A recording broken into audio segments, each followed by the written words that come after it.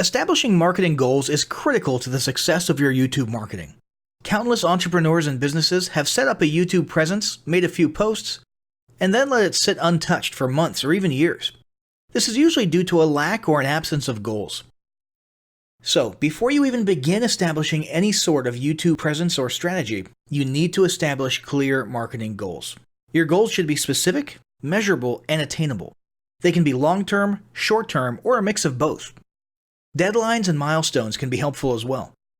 I want to increase my social following would be an example of a bad goal that will likely result in your marketing efforts petering out for a while because there's no specific milestones.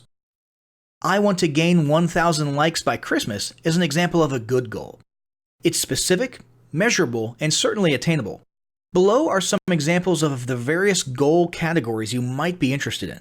First up, there's traffic to websites. And here we're talking about sales, leads, or just content marketing. Probably one of the most popular goals of YouTube marketing is to funnel your YouTube traffic back to your own web properties. After all, most businesses don't do business on YouTube per se. You're leveraging YouTube to obtain traffic and convert that YouTube traffic into brand followers, leads, prospects, and customers. So maybe your goal is to get people to a landing page with a free offer where they can subscribe to your list and become a lead.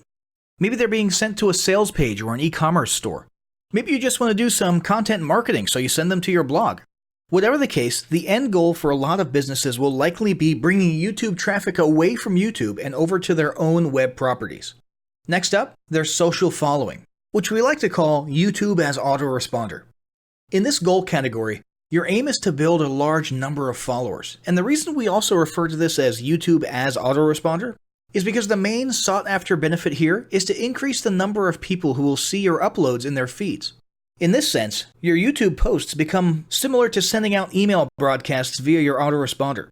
If you grow a large enough community, this can be very beneficial, and if your content is engaging enough to get a lot of traction in the form of likes, comments, subscribes, and shares, you can significantly increase the range of your organic reach into people's feeds. Next, there's passive presence.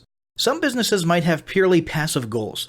Simply being present and discoverable inside of YouTube is a benefit that has wider appeal and greater utility than you may think.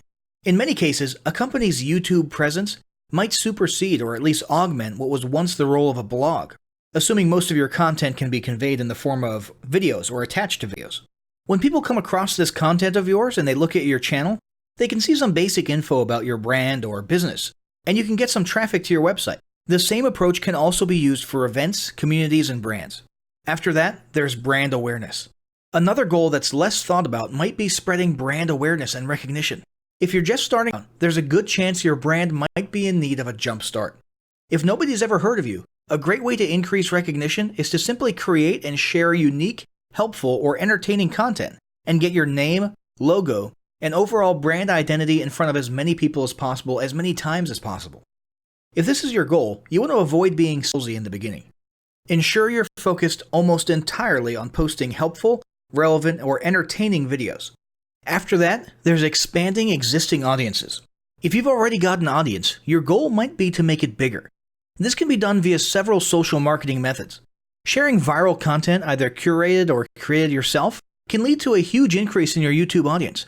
Although creating your own viral content like that can be great, if you don't have the time or means to do so, you can simply leverage existing content that's already been proven to be viral by curating or resharing it with your own comments or angle added to it. Obviously, you don't want to actually steal and re-upload someone else's video. We're talking about doing a little video review or commentary about a content piece, preferably linking to the original content piece, and adding your 2 cents. Also, a few humorous videos can't hurt either. Other ways to expand existing audiences can include contests, sweepstakes, and gamification. Assuming your offers or prizes are compelling enough, incentivized sharing, liking, and subscribing can be very effective. Just ensure your methods are permitted by YouTube's terms of service. Enhancing or repairing public relations. Do you want to set your company apart in the public eye? Do you want to associate your brand with feelings of goodwill and community involvement? Was your business recently involved in a controversial incident that requires damage control? It doesn't take a humiliating public catastrophe to make PR enhancement a good idea. This is a goal that any business can engage in. Non-sales related campaigns can include videos that foster positive values and goodwill, or even involvement in social movements, or noble causes. On the social movement side of things, be careful not to alienate half your prospects, though. Did your business recently donate to a charity, build a school in a third world country, serve food at a local pantry? These are all great things to post about. If not, then they don't necessarily need to be about things that you and your business participate in specifically. They can be content about general things like a heartwarming video about helping the poor or caring for the elderly.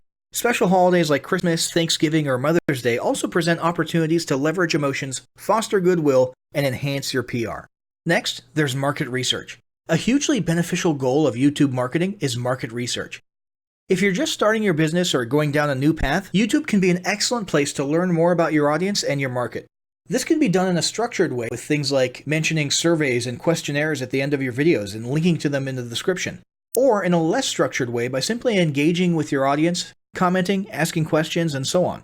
Also, lurking or conversing in YouTube channels or the comments of videos related to your industry can teach you a ton about what your customers want and who they are. Beyond that, you can monitor your competitors' accounts and posts to see what their customers like and what they're complaining about, so you can adjust your business accordingly.